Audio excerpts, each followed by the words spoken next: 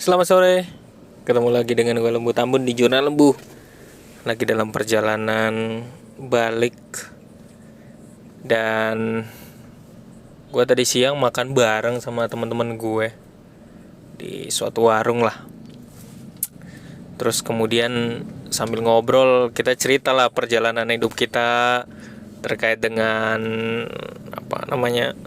berkeluarga ya. Namanya juga keluarga muda ya. Keluarga muda. Nah, seru banget sih. Bisa sharing, bisa berbagi tentang pergumulan menjadi keluarga muda gitu ya.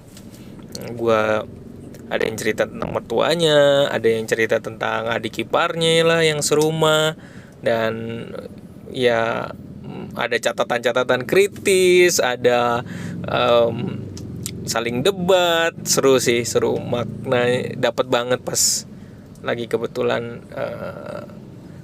makan siang bersama. Oh iya, sampai lupa. Buat teman-teman yang lagi menjalankan ibadah puasa, selamat menunaikan ibadah puasanya ya. Sehat-sehat selalu hingga nanti buka puasa tiba ya. Selamat menjalankan ibadah puasanya. Nah, gue lanjut ya.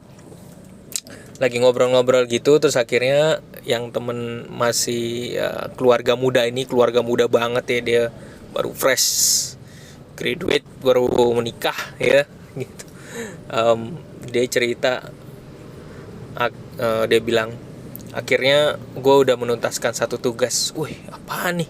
Dalam hati gue penasaran, gue satu tugas apa yang udah ditunaikan kan gitu. Ternyata dia cerita di situ, ya gue udah menunaikan tugas untuk biayain adik-adik kuliah. Ada 2 adik yang kuliah. Setelah adik-adiknya udah kuliah, baru dia bisa merit gitu. Gile ya. Berarti gue udah pernah dengar sih bahwa dia pernah cerita kurang lebih pergumulannya begitu, tapi nggak terlalu banyak seperti tadi ya. Bahwa dia itu berada seperti generasi sandwich ya. Jadi dia harus membiayai adik-adiknya untuk kuliah sampai selesai dulu. Nah, baru bisa mikirin dia mau nikah gitu. Dan tentunya gue memang pernah dengar dari dia sebelumnya, karena mau gak mau tabungannya terkuras untuk support 2 adiknya untuk kuliah, sehingga dia, gue yakin kalau lagi pacaran ya duitnya terbatas. Mau mempersiapkan pernikahan ya duitnya belum mantap, jadi dia nunggu sampai adiknya selesai dulu.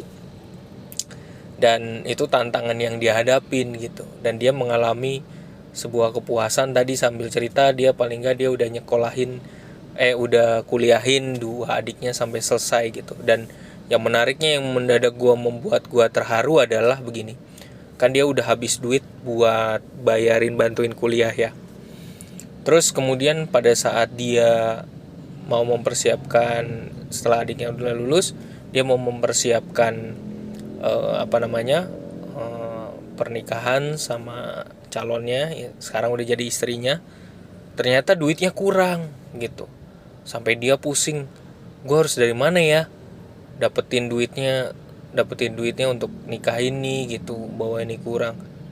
Ternyata nggak disangka yang membuat gue terharu adalah ternyata kedua adiknya itu memiliki uang dan ngebantu kakaknya si teman gue ini gitu, setengah dari biaya pernikahan gitu katanya ya tadi ya. Gue sampai terharu banget gitu. Wah gila, adik-adik lu balas budi banget ya, ngerti banget gitu, luar biasa gitu. Jadi gue yakin juga adik-adik lu tuh ngumpulin tuh sebenarnya gitu, cuman akhirnya lu dikasih bantuan gitu ya. Entah, gua nggak tahu sih sebenarnya, dia juga adik-adiknya juga cari mulai udah dapat gaji atau udah mulai kerja atau gimana. Yang penting ya atau pinjem dulu, kita nggak tahu. Tapi paling nggak adik-adiknya tuh bertanggung jawab untuk ya balas budi gitu di saat kakaknya tuh butuh banget bantuan. Bahkan nggak disangka aja sama teman gue ini, ternyata adiknya tuh mempersiapkan dana juga. Well, apa yang kita bisa tarik dari cerita ini ya? Pertama, lu, gue atau siapapun yang dengerin podcast ini pasti adalah berada di titik itu di mana lu ngerasain sebagai generasi sandwich yang lu harus biayain orang tua, lu harus biayain adik-adik lu juga harus nantinya juga harus biayain keluarga sendiri juga. Ada di titik itu kita. Bahkan generasi sandwich bisa terjadi sebelum nikah ataupun sesudah nikah, gitu, generasi sandwich. Dan gue juga termasuk generasi sandwich, salah satu generasi sandwich yang merasakan beban juga untuk ngebantu orang tua dan untuk membiayai kehidupan bersama istri dan anak. Makanya ketika gue denger itu, mungkin baiknya setelah udah menikah langsung menghimpun dana, kan bebannya udah berkurang ya, nggak usah pikirin adik yang setelah kuliah tadi itu ya, karena bebannya udah berkurang dan sekarang fokus pada investasi ya, dikuatin pada investasi ya, karena tadi ada biaya-biaya yang sangat besar yang ya akhirnya menunda pernikahan, kemudian difokusin buat adik-adiknya, dan jadi sekarang bisa fokus pada untuk membangun keluarga gitu. Selamat buat teman gue. Semoga kalau lo lagi dengar podcast gue, ya sekarang fokus pada investasi dan membangun keluarga yang baru ya. Josip pokoknya tetap berjuang untuk mengumpulkan investasi mulai dari nol lagi, karena duitnya udah pada kepake buat